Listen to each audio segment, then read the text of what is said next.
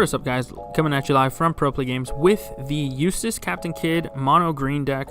This is the Captain Kidd from the starter deck, and it's actually regarded as the best deck, if not one of the top 2 best decks right now in the OP01 format.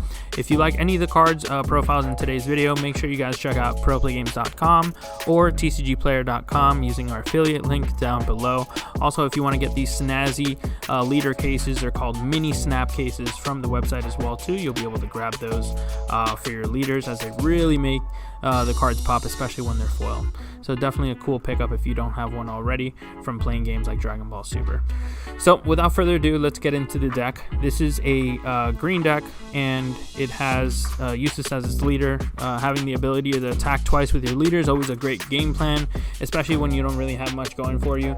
You can always attach Dawn and double attack your opponent, and really just apply an insurmountable amount of pressure, especially if your opponent doesn't have blockers to stop Kidd's rampage from going off. But in the case that you don't go that game route, you do have some of the most powerful and value cards in green. You get a lot of just price sifting and things like that that you do get in this color. So let's kick it off with 4 of the Capone Gang Beige. So this is your 1-drop blocker. Unfortunately, it doesn't have any combo, but at 1 cost, you really can't go wrong.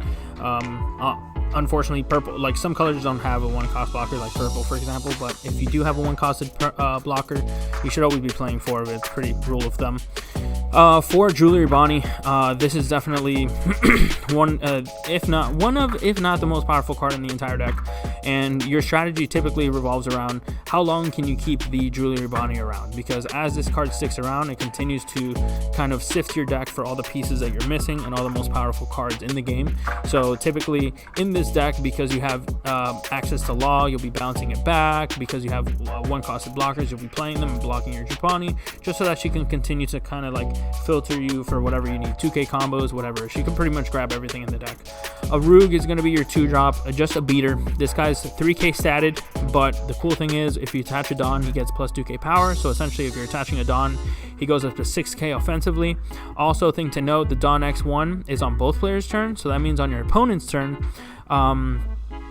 you're also getting the plus 2K power. You're not getting the plus 1K power from the Dawn one, but you're still getting the effect because he does have a Dawn during your opponent's turn, as long as you're not Dawn minusing the Dawn from him, essentially, on any of your abilities, which I don't think green has anyways. But Killer is going to be your next 2-drop. He's just another blocker that the deck gets, but this one actually draws you a card on block if you have 3 or more characters. So typically you're going to see this as a resounding theme in green. You're going to have multiple different characters. You're going to have multiple different cards that rely on you having X amount of characters, and green is really good at like sticking those characters on board and them just being super annoying.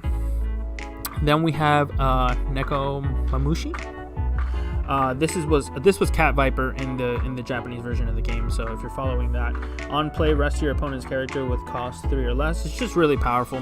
The 3K stat line is pretty low, but that ability is actually just ridiculous, because it serves as some type of pseudo removal, which is typically what green is going to use to kind of like remove any threat and kind of give you that additional tempo that you need to close out games or ruin your opponent's game plan.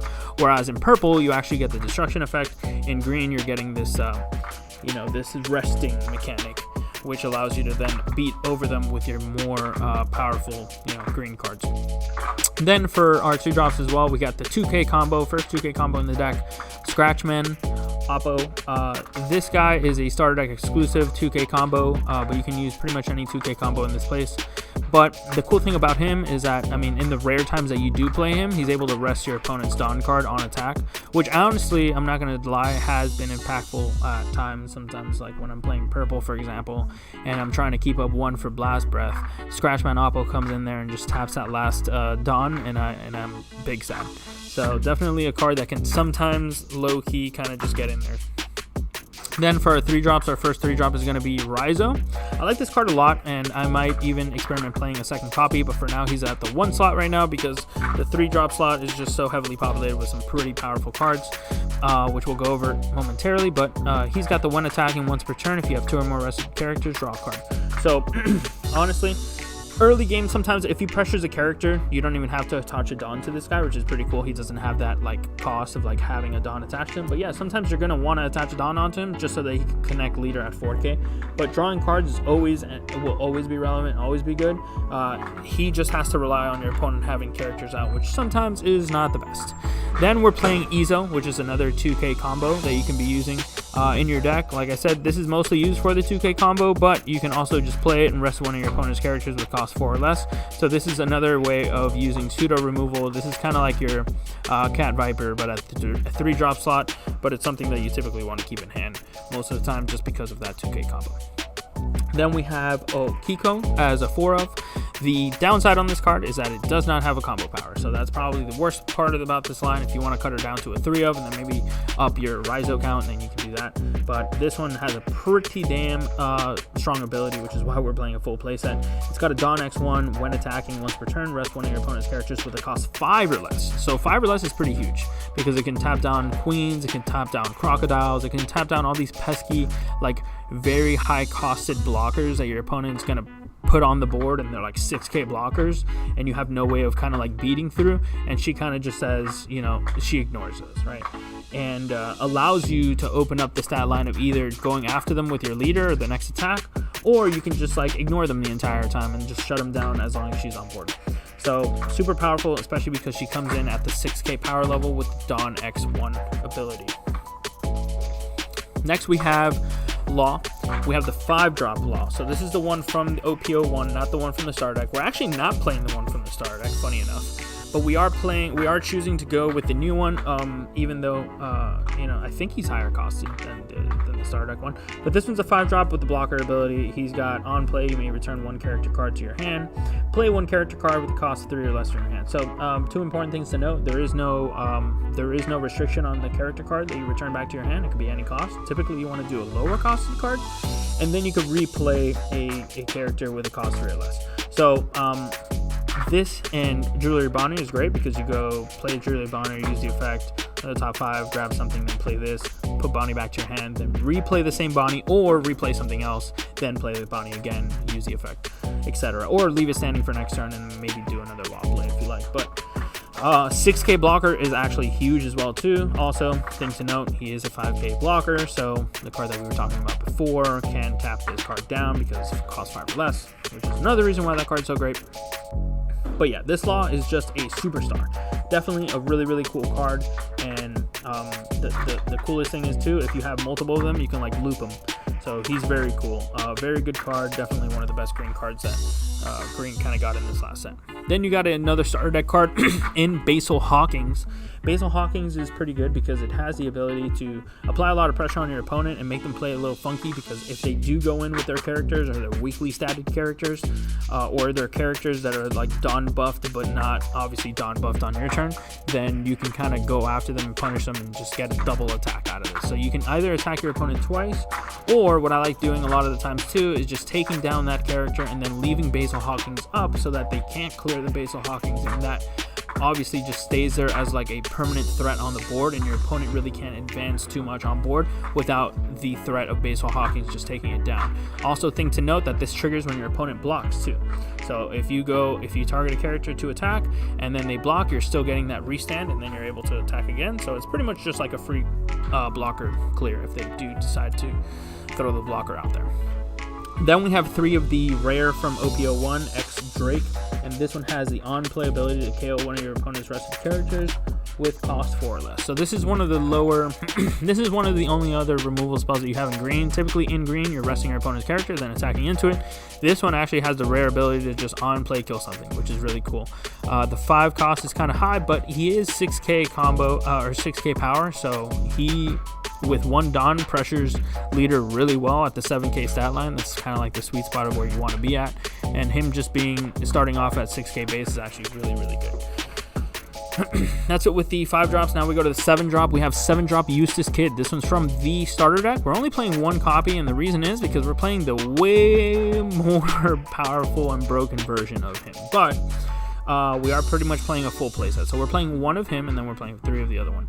The reason being, this guy's a little bit better in some matchups. He's also just a blocker, which the other one you can say is a blocker, but this one's actually cheaper at the 7 cost, where the other one's an 8 cost. So sometimes those 8 costs kind of get clunky in your hands, and you have no way of like filtering, and none of them have combo power. So like, or counter combo. I'm sorry if I've been saying combo this whole time, but combo and counter, same thing. 7k power, essentially 8k when you attack with it, and then end of turn you can restand it. So it won't be an 8k blocker, but it'll always be an 8k threat, and then it'll be a 7k blocker. And the cool thing is that you can really just offer a lot of offense without giving up defense with this card, which is why I like a lot. But honestly, not justifiable at more than a 1 of, in my opinion, especially when you have his big brother in the format right now, which, like I said, only reason we play 3 is because we don't want to have a lot of these non-counterable cards. And honestly, because of the power of Jewelry Bonnie, you will be able to find the kid that you want most of the time in that matchup, and I've never really been through a game where you need double kid. So because of that, we're only playing 3 copies. He's got the powerful ability of Dawn X1, opponent's turn. If it's rested, your opponent can't attack any character other than him. So just to be clear, they did issue an errata on him, but that pretty much just clarifies that yes, your opponent cannot attack leader. So this card will block your leader and block your other characters. So this guy just becomes a magnet for attacks. And obviously that's super powerful because, yeah, technically the leader is usually always 5k base. Well, this guy's an 8k base. So by being a magnet for any type of attacks from your opponent's cards, now they have to go all the way up to the 8k stat line minimum in order to even rival your kid. And then it gives the green player the ability to counter out of that by boosting his power with, counters from hand or things like that. So this guy can really get out of hand really fast, and you got to be careful sometimes. The most powerful play green has usually is having a blocker preemptively or before the kid hits the board, and then playing the kid, and now they have a blocker just in case the opponent really gets wild and wants to swing with like a 12k swing into kid trying to kill it. The blocker can just eat that attack, and the opponent has to now build up another huge attack on the same turn in order to get over the kid. So that's part of the reason why this card can be a little bit oppressive. If the green player is smart enough to kind of like set up that wombo combo, then it's really hard to beat over. And then let's not forget, he's just an 8k power threat, usually 9k power threat, because you're going to attach to Dawn on the following turn. So you're going to be swinging for 9 and then blocking at 8, which is just so good. And it's not a blocker in a way, it is a blocker and it's not a blocker in the same way, because he can just stay rested and he can just eat all the attacks. A blocker typically has to rest itself in order to block one attack, whereas this one can eat all the attacks. Also has another ability that you can just, play him and rest him on the same turn, which is another reason why he's pretty obnoxious, because now you can just like off rip, not even wait for a turn to get him rested, and you can just get rested, right from the gates while playing a character card with cost 3 or less, which you don't have to do, by the way. If you don't have a cost 3 or less in your hand, there's no that's not a requirement. That's an additional thing. So that's it for all the characters. Now we're getting into the event cards. We have 3 Paradise Waterfall. This is arguably the best green event card in the entire game right now. Only costed 1, and it's a counter, so that means you have to use it defensively. One of your leaders or characters gets plus 2k power, which is pretty low. I'm not gonna lie, 2k power is pretty small.